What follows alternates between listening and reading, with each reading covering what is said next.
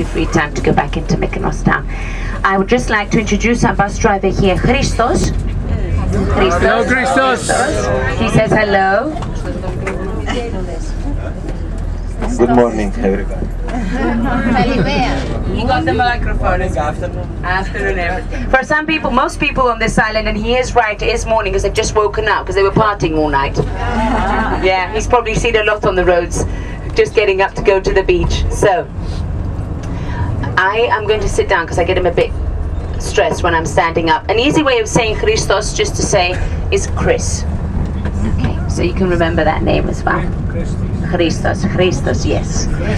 So we left the old port of Mykonos and we are going to be driving actually to the southeast side of the island, literally the other side of the island from where we are now. We're on the northwest side of the island, and the old port, as you can see here on your left hand side, is being expanded, not only for extra docking area, but also because we need extra parking area. You saw where Christos was waiting for us, there was a car park. As I said, no private vehicles are allowed in town, so that's into Mykonos town, which is much better that way. I heard that this is your first island. Is this your first stop in Greece? No. Where have you been in Greece? Athens. Are you going anywhere else? Santorini. Okay, so where are we in the world? We're in the Aegean Sea, first of all, as you know, and we're 95 nautical miles to the south of Athens and 75 nautical miles to the north of Santorini. So we're approximately in the middle between Athens and Santorini, and we are in a group of islands which are called the Cyclades or Cyclades. And these islands are quite barren. As you can see, it's quite a rocky island. You'll see vegetation here and there. Those are mostly personal gardens or sometimes close to the road. As you can see here, this vegetation has grown over the last years because this road is actually quite new as well. It's a 16-year-old road which connects the northwest with the southwest side of the island. We're going to be seeing it later on. We're going to take the whole route of it. So the development around this road has gone on these last years as well. But in general, this island is a very barren and rocky island, and you will see that in Santorini as well. Have you ever heard of islands like Crete or Corfu, maybe? Some of you, yes, very good. Crete is further to the south, has got very different climate, much greener island, and Corfu, which is on the west of Greece, the side of Greece which looks towards Italy. Imagine the trees are falling into the sea there, it's so green. So islands like Corfu, they tease islands like Mykonos, and they say that the highest tree on these islands is parsley. And I think you could agree with that. It's very difficult to grow things, and that's the main reason why Mykonos was always a very, very poor island before tourism came in. The difference between Mykonos and Santorini, and I'm just pointing that out not only because you're going there, but also because it's a very famous tourist destination like Mykonos is that Santorini has a gift. It has the minerals from the volcano in its soil. So that means that because of those minerals, that soil gives them beautiful wine, beautiful chickpeas. They're very famous for their chickpea salad, beautiful tomatoes. So they've always had a little bit of agriculture there in comparison with Mykonos, which has always been a hard job. So I'm sure you've all noticed that it's not recommendable on this island to say to somebody, I'm going to meet you right next to the white building with the flat roof. What you see is what you get. We're not allowed to build anywhere else. It's the law. And what is a law in our times was a need further back in time. Did you notice as we were walking along the waterfront how literally one building is glued to the other? Very, very little narrow streets going up from that waterfront. So what happens is, town is like a little labyrinth, it's like a little maze, and further back in time, it was within a fortress. And so many people living close to each other meant germs, and poverty, of course, meant germs. So they would lime wash, because lime wash is antiseptic, and also lime wash is white, reflection of the light, cooling down the houses on hot summer days. However, today we still whitewash with a synthetic paint today, mostly oil paints, because it keeps longer in comparison with the lime wash.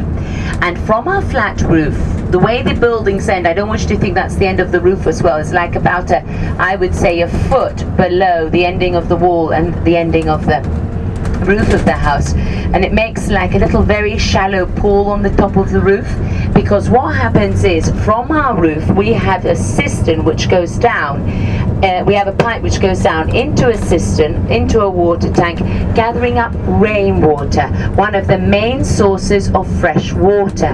Today we've got a desalination plant on the island, desalination plant, and we do have 2 dams, and we do have a water system which most of the buildings are connected to.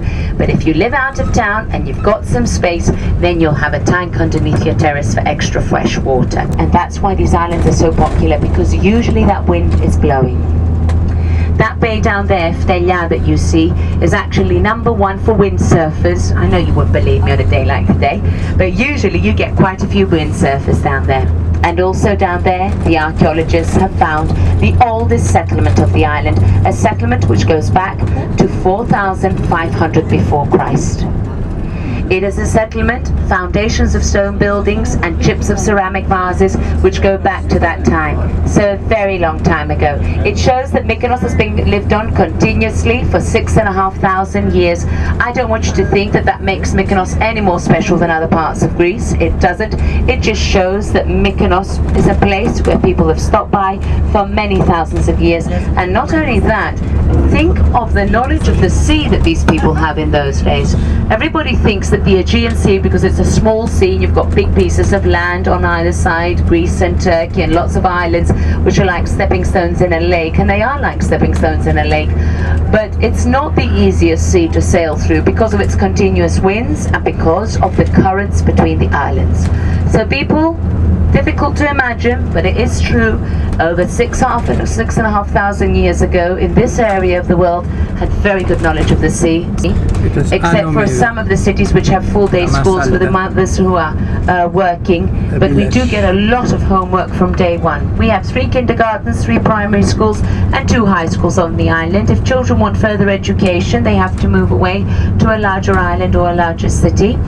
And usually the young people do come back to islands like Mykonos and Santorini, although they're so small, because they have so many businesses which open up during the summer months. They do actually come back to the islands, take over their family businesses, build up their own. And islands like Mykonos and Santorini, I must add that for many years now, not only at this moment in time with the problems that Greece has, for many years now have been feeding families in Greece which have had from areas with higher unemployment. They come down, they work in the businesses which open up during the season, and then go back to their hometown, villages or cities during the winter months. Our season starts, I would say, in springtime, April more or less. March you do sometimes get some people coming past. Very often when Easter makes a difference, and it ends towards the end of October, middle of November. Last cruise ships are coming into the island. But as far as the tourists on the island staying in the hotels, I would say from the middle of May up until the end of September, because still it's very comfortable to swim, and also the weather is warm enough to not have to wear jackets and things.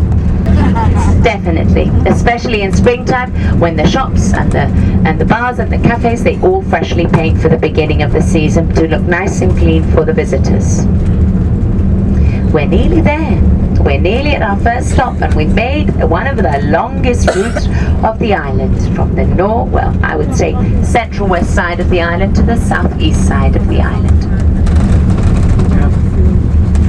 The little red and blue dome buildings that you're seeing everywhere, because I'm sure you're wondering, because you've seen quite a few, they are family chapels, and we've got over 1,000 family chapels on the island.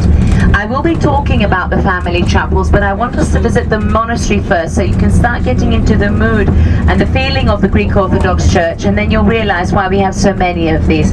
Doesn't matter what color dome they have.